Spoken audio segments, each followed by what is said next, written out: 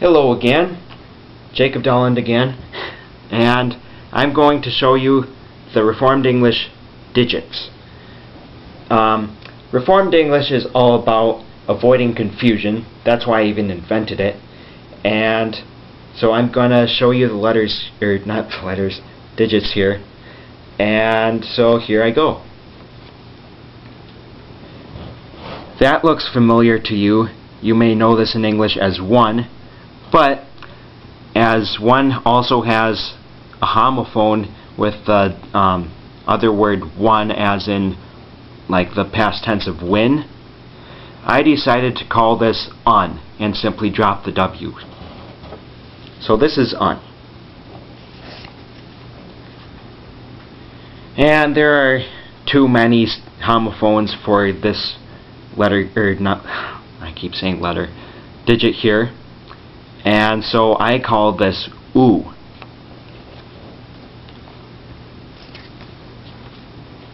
This is 3, no change there. And this is quad.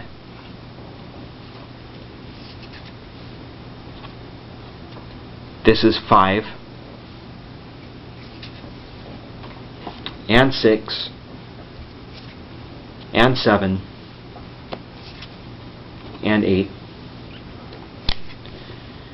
and 9, and here is 0, but I did change the way of writing 0 to do a dash through it. I mean, you see this in like some computer writing or whatever, but I made this official so that you don't confuse it with the letter O. And I also did the diagonal line here at the top of un and the base there too as well, so that you don't confuse it with the letter O in Reformed English, or L as you call it in English. And so those are the numbers. And I'm going to also introduce to you the geographical terms that you use in Reformed English. Alright. An island is a mass of land, not ice, surrounded by water. If there is a canal that cuts an island in two, or in oo I guess, it will still not make 2 islands. And so by this definition, America, as in North and South America, is 1 island. Same with Afro-Eurasia. It makes more sense. Don't argue with me. Okay, anyway.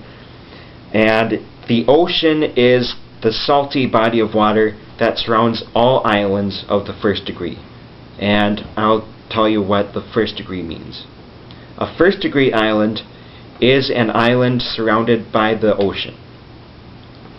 First degree lake is a non-fluent body of water surrounded by an island. A second degree island is an island in a lake. A third degree island is an island in a second degree lake. And you can kind of see how the degrees work in here.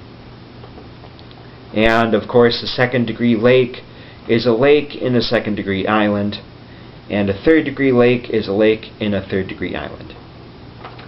A sea is a saltwater body of water almost entirely inland but connected to the ocean. A lee, which is a portmanteau of lake and sea, is simply a saltwater lake, like the Caspian Sea or the Great Salt Lake. So that would mean that the Caspian Sea is now the Caspian Lee, and the Great Salt Lake is the Great Salt Lee. A strait is a narrow passage of water that does not flow. A river is a fluent, narrow passage of water that comes from a source. A semi-river is a river that is sometimes not present, such as the Gila River in Arizona. A semi-lake is a lake that is sometimes not present. And The Great Lakes is kind of a conundrum. I've been thinking about what to call it for a long time. So I decided to call it a whole new kind of thing, which is a lakeway. A lakeway is basically a chain of lakes connected by either a river or a strait. And so those are the geographical terms. Also about Reformed English, homophones are avoided because it confuses words, and so I decided to change up homophones, such as in the case of left and right in English. Well, that's now become left and dexter. The reason why left is okay is because you can just say leaved, and that jumps us into the grammatical strangeness of English, which is avoided. For example, like I said, I brought up leaved. So instead of saying left, you can just put a D at the end of leave to make it past tense. So I do a D at the end of every word to make it past tense, and the same endings for other words as well. And so there's that. And now there's also how military time is used in Reformed English, so that you don't say let's leave at 8 and people say AM or PM. Well, if you meant 8 PM, you can just say 20 o'clock. Or if you meant 8 AM, you can just simply say 8 o'clock.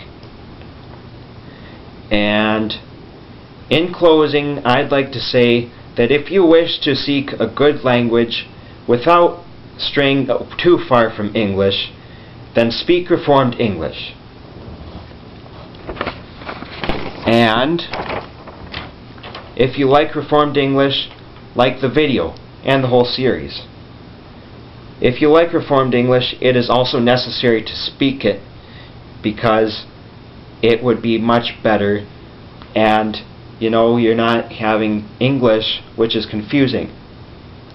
So really, if you like Reformed English, speak it, whether in private or with other people or both. I like to speak Reformed English in my head, personally. And spread it around too. Tell Reformed English to your friends and everyone else.